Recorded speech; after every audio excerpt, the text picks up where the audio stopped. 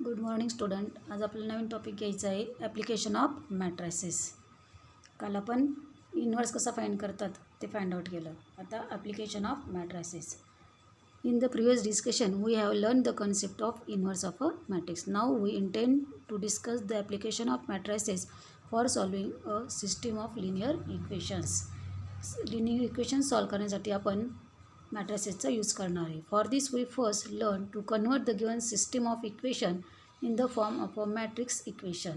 याच्यामध्ये आपल्याला दिलेले जे इक्वेशन्स असणार आहे ते आपण मॅट्रिक्स फॉर्ममध्ये राईट करणार आहे. मग मॅट्रिक्स फॉर्म म्हणजे काय की the matrix equation X is equal to B is to be used to find the values of the variables x and y or x, y and z as the case may be.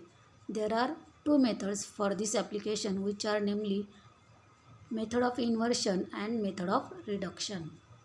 But method of reduction he drop केलेली आहे. आता फक्त तुम्हाला method of inversion आहे. मग आपण फक्त method of inversion घेणार आहोत. आपल्याला घ्यायची फक्त मग method of inversion.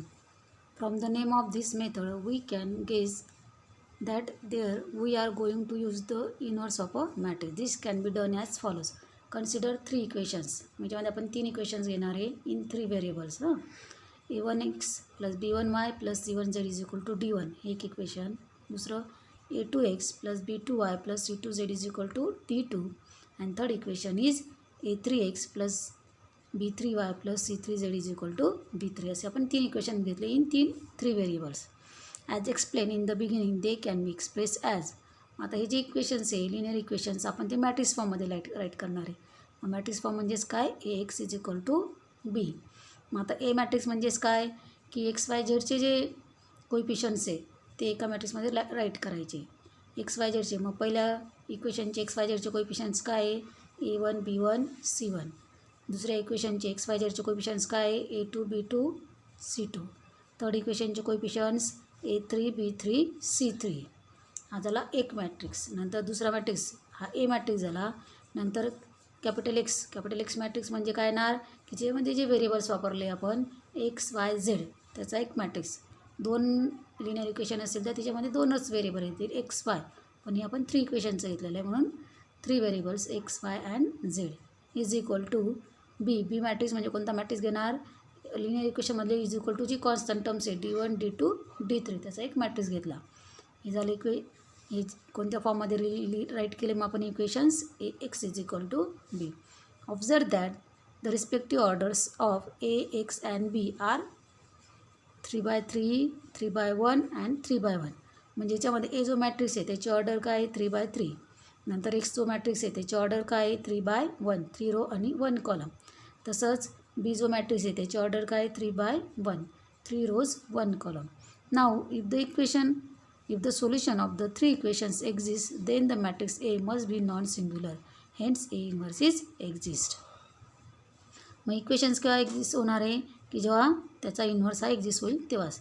Therefore A inverse can be found out either by transformation method or by adjoint method.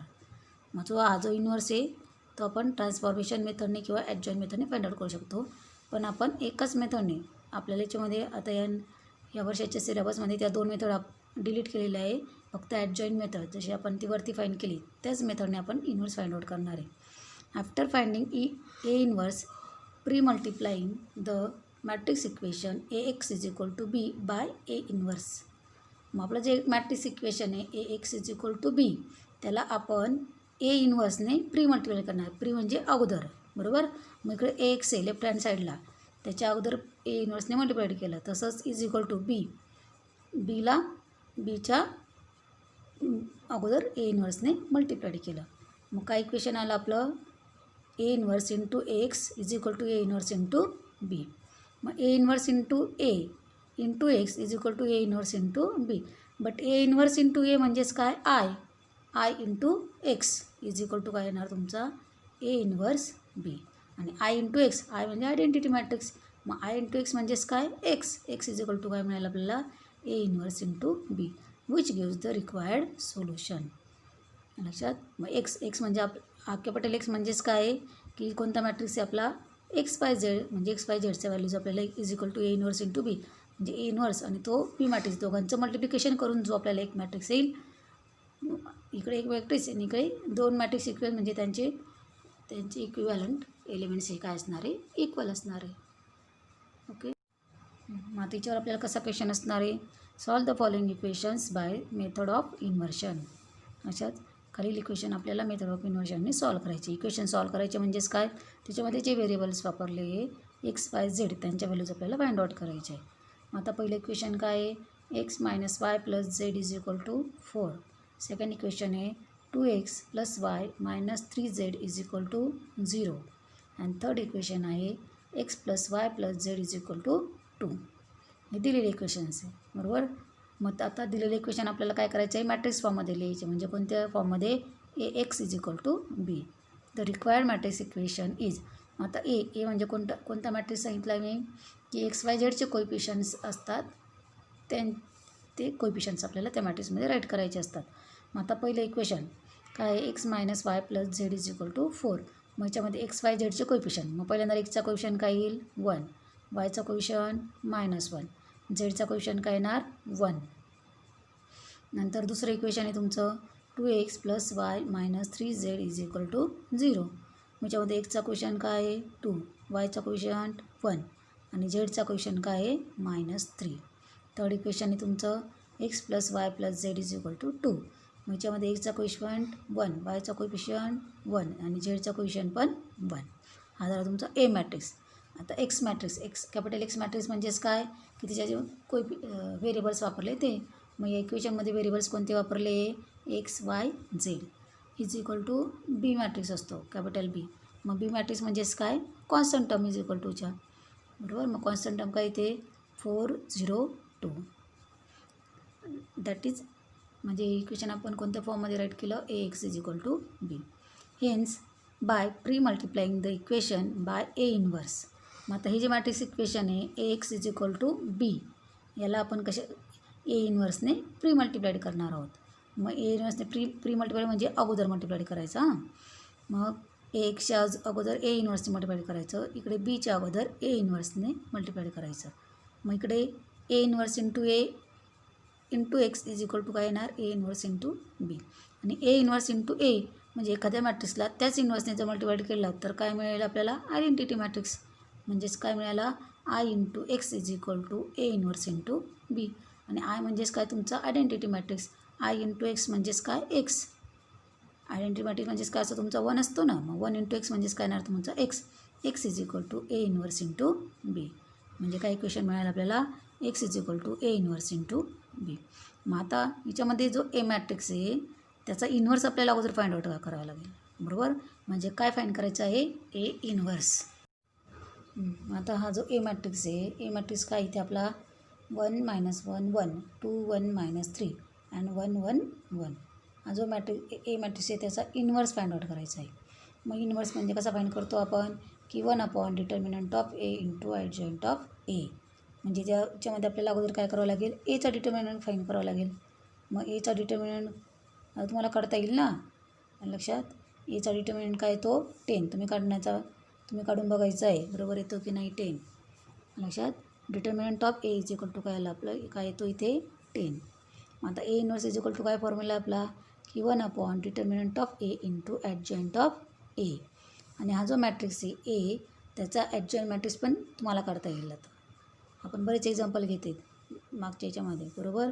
मग त्याचा ॲडजॉइंट काय येतो आहे, की 4 2 2 -5 0 5 1 -2 3. हा त्याचा ॲडजॉइंट ऑफ ए येतो आहे. तुम्ही काढायचं आहे, बरोबर येतो की नाही हां लक्षात. मग A inverse is equal to काय मिळालं आपल्याला, की 1 डिटर्मिनंट ऑफ ए. आणि डिटर्मिनंट ऑफ ए काय काढलं आपण 10. 1/10 इंटू ॲडजॉइंट ऑफ ए. ॲडजॉइंट काय त्याचा 4 2 2 -5 0 5 1 -2 3. मग एक्स इज इक्वल टू काय मिळालं आपल्याला, A inverse is equal to 1/10 into adjoint of A. मग आता आपल्याला काय फाइंड करायचं आहे, बट एक्स वरती एक्स इज इक्वल टू काय घेतलं आहे आपण, की ए इन्व्हर्स इंटू बी. म्हणजे या ए इन्व्हर्सला बीने मल्टिप्लाइड करायचं आहे. मग ए इन्व्हर्स काय आलेला आहे आपला, की 1/10 इंटू तो मॅट्रिक्स ॲडजॉइंट ऑफ ए काय आहे 4 2 2 -5 0 5 1 -2 3. आणि इंटू बी मॅट्रिक्स आहे आपला 4 0 2. जर for x is equal to 1/10. मग आता या दोघं मॅट्रिक्सचं मल्टिप्लिकेशन करायचं आहे. दोन मॅट्रिक्सचं मल्टिप्लिकेशन करतो कसं करतो आपण, प्रत्येक रोने प्रत्येक कॉलमला मल्टिप्लाय करायचं. म्हणजे इथे एकच कॉलम आहे, म्हणजे याच्यामध्ये प्रत्येक रोने त्या एका कॉलमला मल्टिप्लाय करायचं आहे. आणि ते मल्टिप्लिकेशन काय ते तुमचं आलं 20 - 10 10. लक्षात, म्हणजे काय मिळेल आपल्याला की x is equal to 1/10 into 20 - 10 10. मग आता हा जो आपण बाहेरचा अपॉनचा जो 10 आहे तो आपण मॅट्रिक्समध्ये प्रत्येक एलिमेंटला डिवाईड करू शकतो. मग प्रत्येक एलिमेंटला डिवाईड केल्यानंतर काय येणार की 20/10 म्हणजेच काय 2, -10/10 म्हणजेच काय -1, आणि 10/10 म्हणजेच काय 1. आणि कॅपिटल एक्स मॅट्रिक्स म्हणजेच काय आपल्याला मॅट्रिक्स XYZ.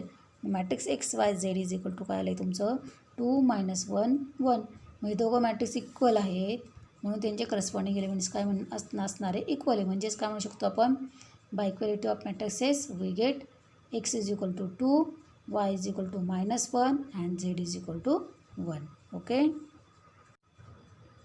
आता आपण घेणार आहे एक्सरसाइज 2.3. एक्सरसाइज 2.3 मध्ये काय क्वेश्चन आहे आपला, solve the following equations by the method of inversion. त्याच्यामध्ये पहिलं एक्झाम्पल आहे आपलं x + 2y is equal to, त्याच्यामध्ये पहिल्या एक्झाम्पलमध्ये पहिलं इक्वेशन आहे x + 2y is equal to 2 and 2x + 3y is equal to 3. आता हे दिलेले इक्वेशन आपण अगोदर काय करणार आहे, मॅट्रिक्स फॉर्ममध्ये लिहिणार आहे. म्हणजेच कोणत्या फॉर्ममध्ये, AX is equal to B. मग ए मॅट्रिक्स म्हणजेच काय असतं तुमच्यावाला की एक, आता हे दोन व्हेरिएबलमधले दोन इक्वेशन्स आहे दोन व्हेरिएबलमध्ये, बरोबर. म्हणजे याच्यामध्ये फक्त 2x2 मॅट्रिक्स येतील. ए मॅट्रिक्स काय असणार आहे 2x2 ऑर्डरचा असणार आहे. मग XYचे कोइफिशियंट, मग पहिले equation x + 2y is equal to 2. याच्यामध्ये एक्सचा क्वेश्चन काय 1 आणि वायचा क्वेश्चन काय 2. नंतर दुसरं इक्वेशन आहे तुमचं 2x + 3y is equal to 3. मग याच्यामध्ये एक्सचा क्वेश्चन काय 2, वायचा क्वेश्चन काय 3. म्हणजे ए मॅट्रिक्स काय मिळाला आपला 1 2 2 3. नंतर कॅपिटल एक्स मॅट्रिक्स म्हणजेच काय व्हेरिएबल्स, याच्यामध्ये दोनच व्हेरिएबल्स आहे x y is equal to. B matrix म्हणजे काय कॉन्स्टंट एलिमेंट असतात, म्हणजे काय येणार त्याच्यामध्ये 2 3. लक्षात, म्हणजे इथे आपल्याला काय मिळालं 1 2 2 3 into XY is equal to कोणता मॅट्रिक्स मिळाला 2 3. मग आता हा जो हे जे मॅट्रिक्स इक्वेशन आहे AX is equal to B, याला आपल्याला आता याच्यामध्ये ए मॅट्रिक्स काय मिळाला आपल्याला का 1 2 2 3. नंतर एक्स मॅट्रिक्स काय मिळाला XY आणि बी मॅट्रिक्स काय मिळाला 2 3. आता आपल्याला काय फाईंड करायचं असतो अगोदर ए इन्व्हर्स. लक्षात, प्री मल्टिप्लाइड केल्यानंतर आपल्याला काय लागत असतो ए इन्व्हर्स. मग ए इन्व्हर्स कसा फाईंड करणार आपण, त्याच्यामध्ये लागतो आपल्याला अगोदर डिटर्मिनंट. मग डिटर्मिनंट काढायचा ए मॅट्रिक्सचा. मग ए मॅट्रिक्स काय तुमचा 1 2 2 3. त्याचा डिटर्मिनंट काय येणार 2/2 आहे. मग क्रॉस मल्टिप्लिकेशन सबट्रॅक्शन म्हणजे काय 1 × 3 इज 3 -2 2 जार 4 3 - 4 इज इक्वल टू काय -1. म्हणजे कायला ते not equal to 0. Determinant of A is not equal to 0, therefore A inverse is exist. म्हणजे याच्यामध्ये तुमचा इन्व्हर्स हा एक्झिस्ट होतो आहे. मग आता काय करतो आपण की A into A inverse is equal to I घेतो असतो, बरोबर. मग याच्यामध्ये आता हे एक्झाम्पल रो ट्रान्सफॉर्मेशनने सॉल्व केलेले आहे. 1 2 2 3 into A inverse is equal to I. मग आय मॅट्रिक्स काय येणार तुमचा 1 0 0 1. मग आता याच्यामध्ये आपण सेकंड जो रो आहे त्या सेकंड रोमधील फर्स्ट एलिमेंट हा 0 आणूया. मग तो कसा येणार 2 आहे, त्याच्यामध्ये 0 आणायचा आहे. मग तो 0 कुठून येणार, पहिल्या रोजच्या ट्वाईस करून. मग पहिल्या रो काय तुमचा 1 2, याला 2ने मल्टिप्लाइड केलं म्हणजे 1 2 जार 2, बरोबर. म्हणजे पहिल्या रोची दुप्पट मायनस केली तर आपल्याला 0 मिळतो आहे. मग काय येणार ते 2 मायनस, मग त्यामध्ये सेकंड रोमध्ये चेंज म्हणून फर्स्ट रो जसाच असा 1 2 लक्षात. मग 2 - 2 0. नंतर 3 मायनस 2ची टॉईस काय होणार 4 3 - 4 म्हणजेच कायला तिथे मग -1 is equal to A inverse is equal to. मग आता तेच ऑपरेशन इकडचे पण मॅट्रिक्सवरती अप्लाय करायचं. जे ऑपरेशन आपण इकडे या ए मॅट्रिक्सवर अप्लाय केलं तेच ऑपरेशन इकडच्या पण मॅट्रिक्सवरती अप्लाय करायचं. मग याचा पण फर्स्ट रो 1 0 तसंच तसा. मग सेकंड रोमधून आपल्याला फर्स्ट रोची टॉईस ही मायनस करायची 0 - 1ची टॉईस काय झाली 2. मग 0 - 2 इज -2. नंतर 1 मायनस 0ची टॉईस काय असणार आहे? 0च, म्हणजे 1 - 0 इज 1. आलं लक्षात? नंतर आता सेकंड रोमध्ये जो -1 आहे त्याला आपल्याला +1 करायचं आहे, कारण आयडेंटिटी मॅट्रिक्स बनवायचं आहे ना आपल्याला ह्या मॅट्रिक्सला. मग त्याचा काय करायचं आपल्याला? मग -1 आहे त्याचा +1 करायचा, म्हणजेच काय करायचं आहे आपल्याला? त्या रोला मायनस साईनने मल्टिप्लाय करायचं आहे. म्हणजेच काय येणार मग? 1 2 0 1.